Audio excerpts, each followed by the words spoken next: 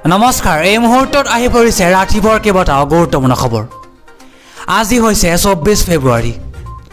অসমৰ লগতে ভাৰতৰ বিভিন্ন প্ৰান্তৰ পৰা কেইবাটাও গুৰুত্বপূৰ্ণ খবৰ আপোনালোকলৈ যুগুতোৱা হৈছে। আৰু নিতৌ এনে ধৰণৰ খবৰসমূহ চাই থাকিবলৈ আমাৰ চেনেলটোক ছাবস্ক্ৰাইব কৰি ভিডিঅ'টোত এটাকৈ লাইক কৰি দিব। গতিকে আহকচোন আজি ভিডিঅ'টো আৰম্ভ কৰোঁ। দৰ্শকসকল এই মুহূৰ্তত জনাই আছোঁ এটা জৰুৰী খবৰ, এটা ডাঙৰ খবৰ। কেন্দ্ৰীয় চৰকাৰৰ কৰ্মচাৰীসকলৰ বাবে এটা ভাল খবৰ ওলাই আহিছে। এইবাৰ চৰকাৰে হোলীত 10,000 টকাৰ উপহাৰ দিব কেন্দ্ৰীয় চৰকাৰৰ কৰ্মচাৰীসকলক।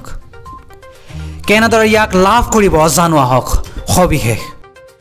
এইবাৰ কেন্দ্ৰীয় চৰকাৰৰ কৰ্মচাৰীসকলৰ বাবে এটা ভাল খবৰ, কিয়নো এইবাৰ হোলীত শ্ৰমিকসকলে হাত খুলি খৰচ কৰিব পাৰিব।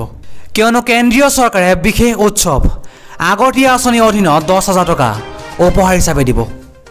কেন্দ্ৰীয় চৰকাৰৰ কৰ্মচাৰীসকলে কোনো সুত অবিহনে 10,000 টকাৰ অগ্ৰিম ধন লাভ কৰিব। কেন্দ্ৰীয় চৰকাৰৰ কৰ্মচাৰীসকলে আগতীয়াকৈ 10,000 টকা লাভ কৰিব পাৰিব। অৰ্থাৎ কেন্দ্ৰীয় চৰকাৰৰ কৰ্মচাৰীসকলে হোলীৰ বাবে 10,000 টকা লাভ কৰিব। যোৱা বছৰতো কেন্দ্ৰীয় চৰকাৰৰ কৰ্মচাৰীসকলে 10,000 টকা লাভ কৰিছিল। এই ধনৰ আটাইতকৈ গুৰুত্বপূৰ্ণ কথাটো হ'ল এই ধনৰ সুত অবিহনে উপলব্ধ কৰিব। এই আগতীয়া ধন পূৰ্বলোধ কৰা হ'ব। অৰ্থাৎ ব্যক্তিগত চৰকাৰী কৰ্মচাৰীসকলে ATM-ৰ পৰা এই ধন আগতীয়াকৈ উলিয়াব পাৰিব। এই ধন কেন্দ্ৰীয় চৰকাৰৰ কৰ্মচাৰীসকলক 10টা কিস্তিত ঘূৰাই দিব লাগিব।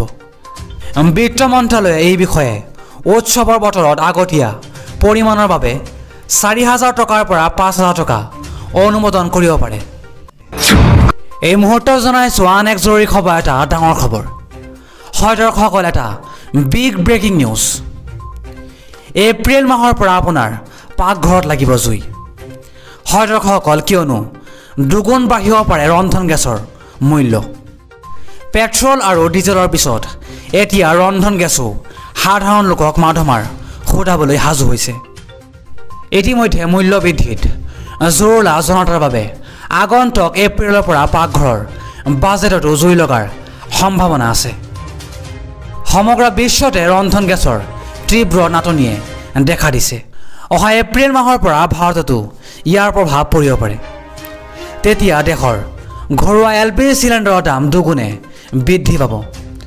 কৰোনা মহামাৰীৰ প্ৰভাৱৰ পৰা মুক্তি পাবলৈ বিশ্বত এতিয়া সকলো দেশতে আৰ্তা কাম কাজ দ্ৰুতগতিত হ'বলৈ ধৰিছে, যাৰ ফলত সকলো ধৰণৰ ইন্ধনৰ চাহিদা বৃদ্ধি পাইছে। কিন্তু চাহিদা অনুযায়ী যোগান বৃদ্ধিৰ পৰ্যাপ্ত ব্যৱস্থা নকৰাত LPG চিলিণ্ডাৰৰ দাম বৃদ্ধি পাইছে।